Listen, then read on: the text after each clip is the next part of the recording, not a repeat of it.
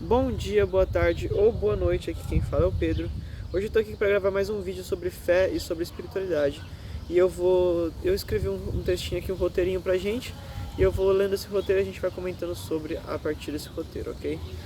Então, vai falar aqui que a fé, segundo o Espiritismo, é um sentimento inato ao ser humano. Kardec nos ensina que a verdadeira fé é inabalável, porque pode encarar a razão face a face em todas as épocas da humanidade. E esse trecho de que a fé inabalável pode encarar a razão frente a frente, se não me engano, vai estar ou na Gênesis ou em Céu ou Inferno de Kardec. Um desses dois livros. Então, e aí vai falar que para os espíritas, a espiritualidade, né, que é a segunda parte do nosso estudo, está diretamente ligada à evolução moral e intelectual.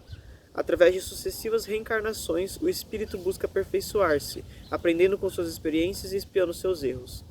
Então, vamos lá, a gente tem dois conceitos. A gente tem o conceito da fé e o conceito da espiritualidade. O conceito da fé é uma fé racional.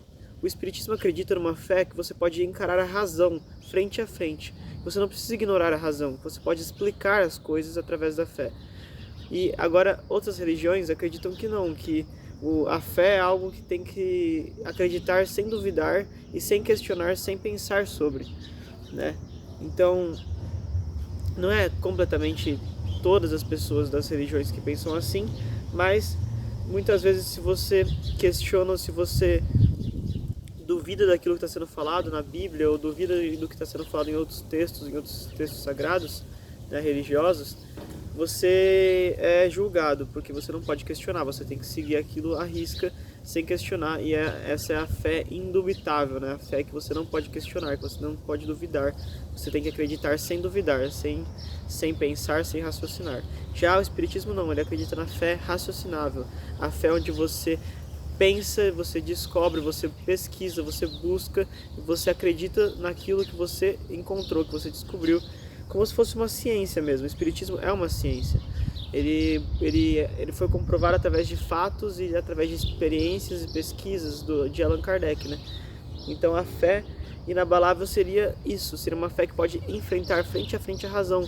Porque, por exemplo, vamos supor a fé da Bíblia, se você não tem essa fé racional, vamos supor, por exemplo, Jesus multiplica os pães e os peixes. A fé irracional vai acreditar nisso sem achar uma explicação.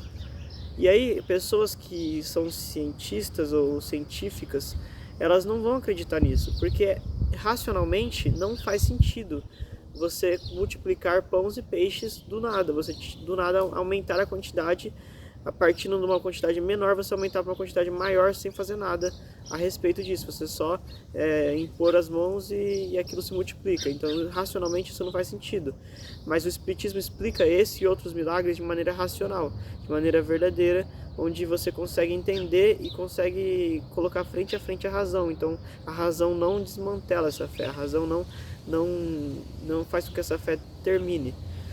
Entendeu? É uma fé que ela sobrevive à razão, sobrevive à racionalidade, sobrevive aos questionamentos, sobrevive às dúvidas. Essa é a fé inabalável, verdadeira. E aí a gente vai continuar aqui falando sobre a espiritualidade, né?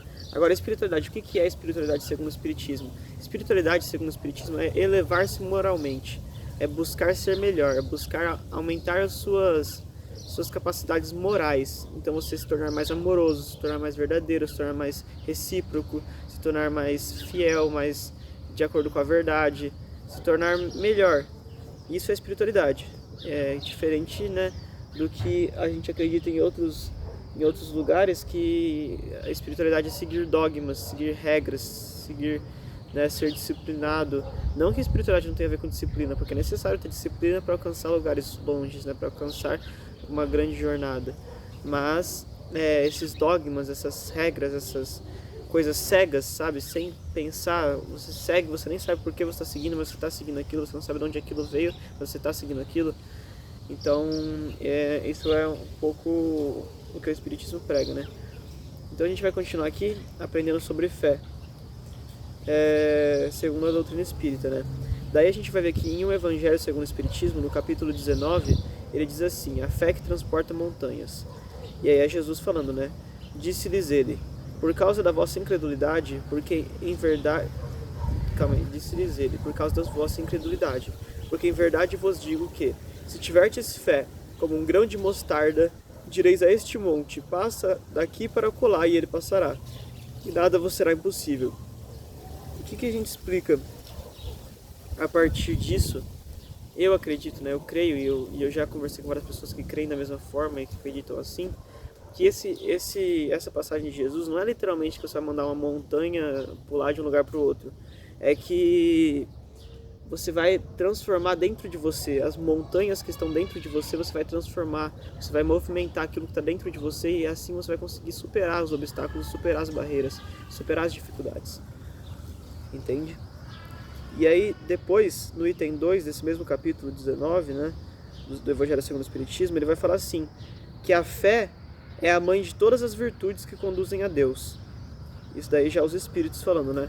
É preciso que essa fé seja ativa e não passiva. Isto é, o homem precisa não só crer com os lábios, mas também com o coração. E aí, a gente vai falar um pouco da fé, né? Que é a fé ativa. A fé que realmente faz acontecer, que realmente você age, você não só fica falando, não só fica orando com os lábios, né? E você tem aquilo no coração, então você toma atitude. Quem tem o coração cheio de amor, toma atitudes de amor, toma atitudes de fé.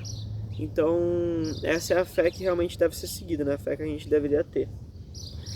E aí depois, em O Livro dos Médiuns, capítulo 3, chamado Do Método, o item 30 vai dizer: a fé é necessária para o desenvolvimento das faculdades mediúnicas. A dúvida paralisa e inibe as manifestações dos espíritos. A fé deve ser raciocinada e baseada no entendimento claro dos princípios da doutrina espírita. E depois em A Gênese, capítulo 2, que tem o nome de Deus, o item 19 vai dizer: a fé inabalável é somente aquela que pode encarar a razão face a face, em todas as épocas da humanidade. Então, aquilo que eu estava falando no começo, está aqui em A Gênese, capítulo 2, item 19.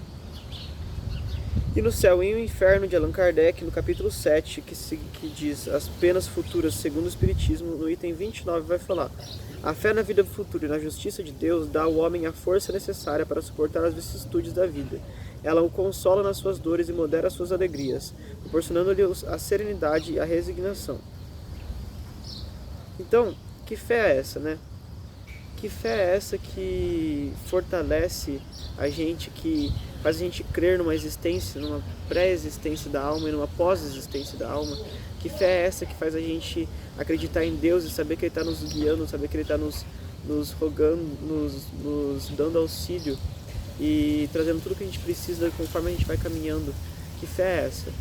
Então, essa é a fé racional, a fé que entende que Deus é todo-poderoso, que Deus é unicamente bom e que Deus é a inteligência suprema, criadora de todas as coisas e administradora de todas as coisas também. Entender que Deus é esse todo, Deus é esse estar em cada coisa, sabe? Deus está nessas árvores que estão atrás de mim, Deus está em mim agora falando, Deus está nessas cordas enquanto elas balançam, Deus está em tudo, sabe? Deus está nessa parede, Deus está em todos os lugares, porque Deus é onipotente, onipresente e onisciente. Então, a gente vai entender como Deus, tudo isso, e a doutrina espírita vai te explicando e vai te trazendo várias coisas através dos livros que vão te deixando mais imerso, deixando mais profundo na existência de Deus, entendendo realmente o que Deus é, de onde Ele vem e o que Ele faz. Deus é um Deus que trabalha arduamente, que nunca descansa. Ele é um Deus de amor, que sempre perdoa e tem misericórdia, mas Ele também é um Deus de justiça, que sempre guia, orienta e faz a gente entender as consequências das nossas atitudes, para que a gente possa aprender. Então, finalizando aqui o vídeo, eu queria falar da pergunta 919 do Livro dos Espíritos, que diz assim: qual o meio mais prático e eficaz que tem o homem de se melhorar nesta vida e de resistir à atração do mal? E aí os Espíritos vão responder: um sábio da antiguidade vô-lo disse: conhece-te a ti mesmo. Então, é isso que eu deixo para vocês. Essa é a questão da espiritualidade, o conhece-te a ti mesmo. Isso é espiritualidade. Então a gente falou da fé e da espiritualidade. A espiritualidade é conhece-te a ti mesmo. Entenda suas imperfeições. Entenda quais são suas qualidades, quais são suas dúvidas. Entenda quais são os seus gostos, seus prazeres, os seus desejos, os seus anseios. Entenda tudo isso. Não para que você ceda a esses anseios, que você ceda a esses gostos, que você ceda a esses prazeres, mas para que você entenda como combatê-los, para que você possa resistir à tentação e resistir ao mal, entendeu? Então é isso, muito obrigado a todos, queria deixar uma mensagem de amor aqui para vocês, uma mensagem de gratidão e de paz. Espero que esse cenário assim de plantas e o vento batendo seja agradável para vocês e desejo muita paz e muito axé para todos vocês, que assim seja. Amém.